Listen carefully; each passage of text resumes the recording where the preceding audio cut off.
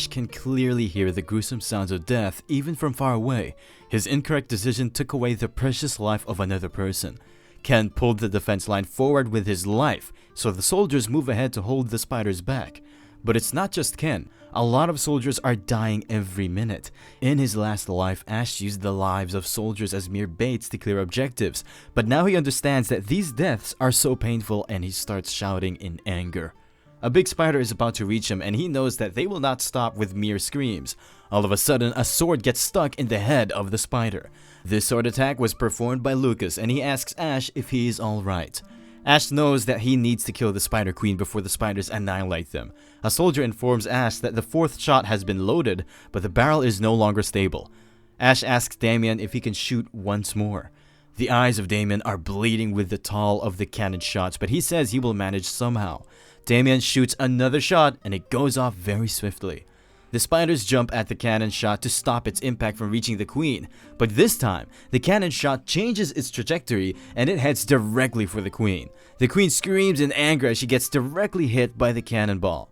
The impact of the cannonball leaves a huge explosion which can be seen from far away. However, the queen is still alive and standing on her ground. All of her soldiers and Damien lose hope and they are exhausted as well.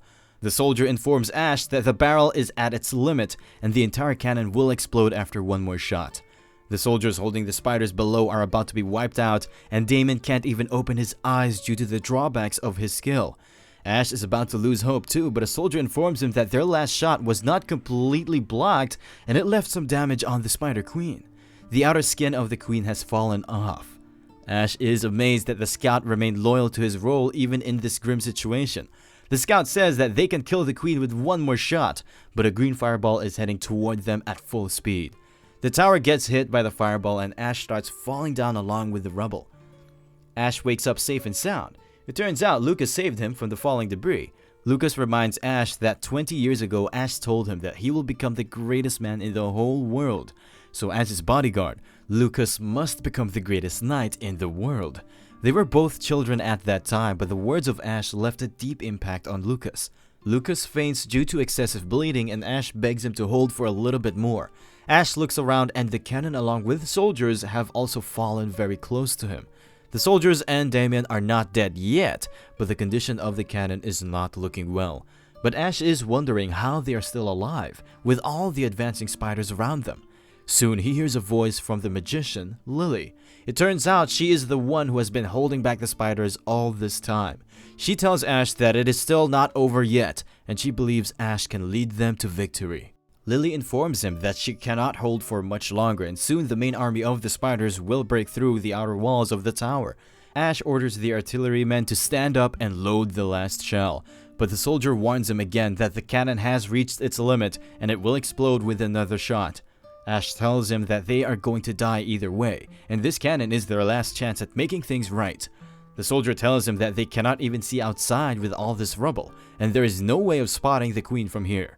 The stand of cannon is gone too, so Ash orders them to hold the cannon with their bare hands.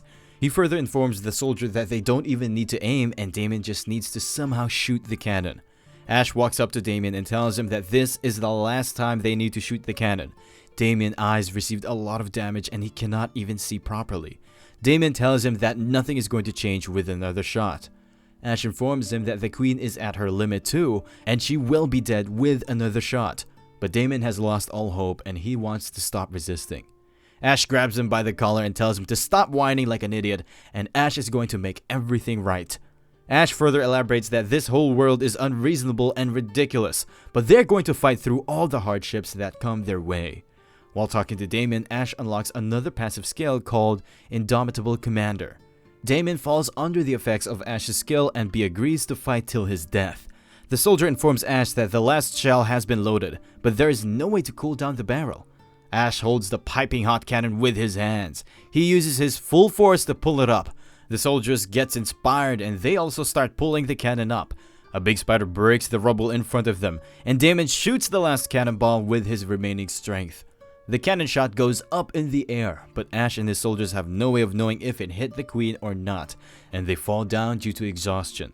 But they are quite lucky as that shell directly hit the head of the Spider Queen and blew it off. Ash wakes up in his bed and he has been bandaged by someone. Lily is sitting close by and she informs him that his burns are quite deep and they will take some time to heal up. Lily tells Ash that he slept for 4 days and she thought he was never going to wake up again. After the Spider Queen died, the Spider Army completely stopped its movements. The support army recovered the bodies of their allies and they took care of the stopped spiders too. Lily informs him that he received several burns on his body and he needs to visit the church once he returns to Crossroads. Ash asks Lily that she also received a lot of damage during the battle and if she is alright. Lily informs him that after she ran out of mana, a spider scratched her back which hurt her waist nerves and she can't move her lower body anymore. She further informs him that Lucas, Damien, and 5 artillerymen are the only survivors from the last battle. Ash is sad because he had a few hundred men under him, but now there are only 9 people left. He starts agonizing himself for the loss of so many people. Lily tells him that he is not a god and he did everything he can to save them. Lucas barges in and he starts crying after seeing Ash up and alive. Lucas also received a lot of injuries and he is back to his previous strength, thanks to him being an SSR grade knight. All this time, Lucas was recording the deceased manifests. Ash decides to head out to see the remains of the deceased soldiers. Ash meets Damon on his way and he thanks Damon for his contribution in the last battle. Ash tells him that he can reward him with so much gold that he has to never come back to a battlefield again. But Damon rejects his offer and he tells Ash that he wants to follow him no matter what. Ash agrees to let Damon follow him because they need a priest to pay respects to the fallen soldiers. The very same day, they start the ritual to pay their respects to the dead. Ash orders Lucas to recover all the remains and transfer them to the Crossroad Fortress after the funeral ends. He further informs him to bury the dead soldiers in an empty field in the west part of the Crossroad. Ash is also planning to build a cemetery at the western fields. Ash tells Lucas to head back to the Crossroad and he is not going to fail for the second time. He gets a notification as well telling him to check his inventory for the rewards of Stage 1. It's been 3 days since they departed from the tutorial area, but they still have not arrived at the main camp yet. Ash is getting bored, so he asks Lucas to go faster. On the other hand, after clearing the tutorial, Ash rose up to level 5, and he can select his occupation. Ash opens up his status window, but his stats are on rock bottom. Ash can now select any type of occupation from the game he wants, but there is a new occupation available for Hell mode that he has never seen before. This beginner commander occupation is a hidden achievement prize for the Hell mode only. Plus, he also got Indomitable Commander skill when he was trying to raise the morale of Damien, and this skill provides mental immunity from insanity. But insanity magic doesn't come out until later in the game, so it is quite useless in the beginning. After some time, they manage to reach the Crossroad. It is a fortress situated at the south end of the world. This fortress was built to stop the monsters that emerged endlessly from southern Black Lake. There was a time when it was the most significant fort of the entire empire, but as monsters' attacks became less, the military troops in Crossroad were relocated to other areas. Then, mercenaries were hired in place of the soldiers. Most of these mercenaries were retired old men or inexperienced rookies. After some time, people started calling it Monster Battlefront Fortress City instead of Crossroad. Ash notices that the atmosphere around the town is not looking well for some reason. Maybe they think Ash is just another arrogant lord who just wasted the lives of so many soldiers. However, Ash already had an idea that something like this can happen, so he prepared something in advance. Ash purposely stowed magic gems in a cart for the town people to see. He got over 400 black spider magic gems from the last battle. These gems are extremely expensive because the black spiders are high-level monsters. In order to run this town smoothly, Ash needs to work well with the townsfolk. Right now, the trust of the citizens in Ash is below 0, but he knows how he can make them like him. He is going to properly use his immense wealth to make them like him.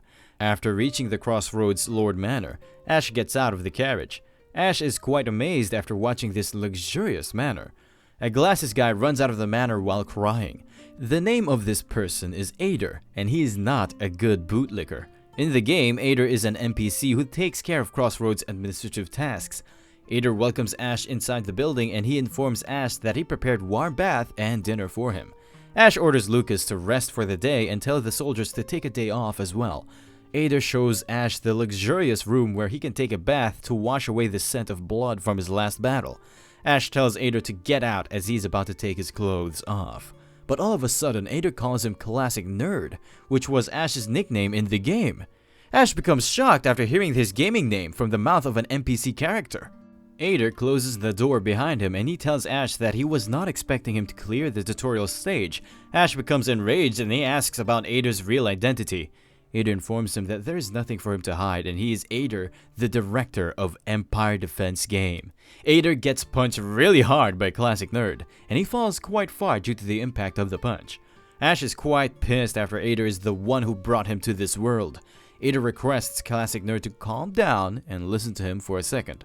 Ader gets down on his knees and he starts apologizing for kidnapping Classic Nerd without his consent. He tells Classic Nerd that this world badly needs him. Classic Nerd is not buying his crap, so he jumps up to beat him. After a full one-on-one session of beating, Ader tells Classic Nerd that he is really sorry. Classic Nerd asks Ader why he brought him to this world. Ader informs him that in this world, there is only one true ending that no one has reached yet. Ader resetted this world countless times in order to reach that ending, but he always failed to get that ending. That is why he decided to ask another person for help. Ader changed the form of this world to a game and displayed it to players of a different world. The people from Earth pioneered higher possibilities in ways Ader couldn't think of. But unfortunately, no one was able to reach the true ending. Classic Nerd was the only one who was able to clear the Hell Stage mode. That is why Ader concluded that Classic Nerd would have the greatest possibility to succeed, and he brought him here. Classic Nerd asks Ader why he put him inside the body of this trash prince. Ader tells him that he was not expecting it either, and there must be a bug. Classic Nerd is not satisfied and he is about to beat Ader again, but Ader tells him that he will receive a prize. If Classic Nerd manages to achieve the true ending, Ader will fulfill one of his wish. Ader further elaborates that he is akin to a god in this world. When Classic Nerd returns to his world, he will receive even more gifts. Classic Nerd asks if the rewards are going to include 10 billion won in cash. Ader tells him that 10 billion is a small amount for him and he can have infinite amount of money if he wants. Classic Nerd thinks of agreeing to Ader's conditions because there is a certain wish he wants to be fulfilled in the real world. Classic Nerd is regretting something and he wants to fix it. Ader even knows about that regret and he tells Classic Nerd that he can even fix that. Classic Nerd asks him if he is so powerful to grant any wish, then why can't he fix his own problem? Ader informs him that he has multiple restrictions on his power, and in this world, he is same as a normal human. That is why he needed a substitute like Classic Nerd. Classic Nerd asks him what will happen if he dies in this world, and Ader informs him that he will dead for real then. Ader tells him that he can send Classic Nerd back to Earth if he wants to return right now, and Classic Nerd becomes shocked. Ader asks him to make his final decision whether he wants to stay here and achieve the true ending or return back to his peaceful world. Classic Nerd says he will do it and Ader becomes happy after hearing it. Ader tells him that he will work under him as his loyal servant. Classic Nerd returns to his Ash persona and orders Ader to sell all the Black Spider gems by next morning. Ader informs him that the markets are closed at this time of afternoon. Ash becomes angry and informs Ader that he wants them all sold before tomorrow morning no matter what. Ader asks him that selling these gems will generate a lot of money, and what will Ash do with that money? Ash tells him that his party is empty, and he wants to fill it. The next morning, Ash heads toward the mercenary guild with Lucas. They hear a lot of loud noises when they get near the door. Ash kicks open the door of the mercenary guild. Everyone inside becomes alerted as Ash and Lucas makes their entrance. A bald guy asks Ash and Lucas if they are courting death. Ash shouts back at him and tells him to keep his eyes down or he will gouge his eyes out. Ash grabs his head and tells him to stay obedient or he will kill his entire family with him, and the bald guy starts trembling with fear. As Ash walks further in, the mercenaries start gossiping that Ash is a lunatic and he killed his soldiers after killing the spiders. Mercenary guilds are places where anyone can recruit people belonging to different ranks, and they are represented by the color they are emitting. After some time, Ash spots a mercenary sitting in the distance, and she is glowing purple, which means she is an SR rank mercenary. The mercenary looks back at Ash and she welcomes him to the Crossroad Mercenary Guild. Ash sits next to her and asks for her name. The mercenary introduces herself as Jupiter, and Ash already knows about her from the game. The uniform Jupiter is wearing is a decades-old uniform of the Everblack Empire. Jupiter informs Ash that she served Everblack Empire for 30 years. She was even the captain of the 2nd Sorcerer Squadron. After retiring, she became a mercenary to earn some extra money. Ash tells her that he is here to hire some useful mercenaries. Jupiter replies him by saying that maybe he is here to hire some men who can act as baits. Lucas thinks the grandma is being too cocky and he is about to unsheath his sword, but Ash stops him. Jupiter informs Ash that the rumors of his last battle have spread quite far, and everyone is saying that Ash lost most of his army due to his incompetence. Jupiter further informs Ash that the mercenaries are not idiots, and none of them wants to throw away their lives at the hands of a naive commander. Ash gets up and he tells the mercenaries that they are all here to sell their lives anyway, and he is here to buy their lives. He further informs Jupiter that she is quite different, and he knows some history about her. She was ultimately fired for secretly stealing the military funds. She was also involved from corruption to smuggling goods with the enemy. When she got caught, she was dishonorably discharged from the army. And yet she is shamelessly wearing the uniform till this day. Ash perfectly knows that she is a corrupt soldier who is rotten to the core, but as a combatant, her abilities are speechless, and on the battlefield, she is known as the Lightning Sorcerer. Ash asks her how much money she wants to work under him. She tells Ash that she is quite expensive and she requires at least 100,000 Adels a year. Ash is the prince of this empire and he can use as much gold as he wants to get powerful people under him. Ash tells others that he will buy their fear of death by paying them twice the price they require. He tells them to come to the empty field west of Crossroad this evening if they want to make it big. After the mercenary guild, Ash heads to the church to get his burn marks healed. The Saintess heals Ash and informs him that there is only a small scar left after the healing. Ash knows that the Saintess Margarita is a hidden R-ranked healer. He can recruit her after meeting a specific condition later, but he is not here for that today. Ash asks the Saintess if she has completed the task he requested her of as he puts a bag of gold coins on a pedestal. Saintess informs him that she brought everyone who is currently free right now. Damon is also among the priests gathered there. Later that evening, they head toward west of Crossroad, where a large parade of coffins arrived from the front line base. The soldiers are standing in line and the Empire's flag covers each coffin. Crossroad is a place where death is so common and cheap that a proper funeral like this was a rare sight to see. Most importantly, compensation money was given to the deceased family members. The amount given to the family members of dead soldiers was so much that soon this news spread around town like wildfire. Ash comes up to the stage and introduces himself as the third prince, Ash Bonehater Everblack. Ash gets to the point and tells the mercenaries that from this day onward, most of them will die on the front lines. Every week, new graves will be made in this cemetery and the cries of relatives of the deceased will fill the air. But Ash gives them a guarantee that their deaths will be more expensive than their survival. Ash sets aside half of the money he received after selling the Black Spider magic gems for the compensation fees for the deceased soldiers. He made death a very expensive thing, which is quite rare in these parts. After his speech was over, they shot fires in the air as a form of respect for the dead soldiers. Ash is going to prove to everyone that he is more worthy of being on this monster front than anybody else. After the funeral was over, Ash went to the backyard of his mansion with Lucas. The system asked him if he wanted to activate the teleportation gate. After pressing yes, the rubble started flying in the air. After some time, the rubble finally formed into a teleportation gate. Ash informs Lucas that this gate leads to the dungeon under the lake, and it's a free pass into enemy's base. Empire Defense is a game that combines two genres, tower defense and dungeon offense, into one. It's written even on the corner of cover of the game. The stage where monsters storm to Crossroad is called Tower Defense, and in between each stage, during the time enemy doesn't attack, there is a stage called Free Exploration where they can discover the source of next monster wave. Ash struggled a lot in the tutorial stage and he barely made it out alive, but this time, he has almost cheat-like characters like Damien and Jupiter, plus he has a lot of money at his disposal. He is sure that he can make things right this time. Ash briefly explained the rules of the game to Lucas and told him that they will be scouting out their enemy for the next stage. After the briefing, Lucas understands what he needs to be done. Lucas informs Ash that he is his sword and shield.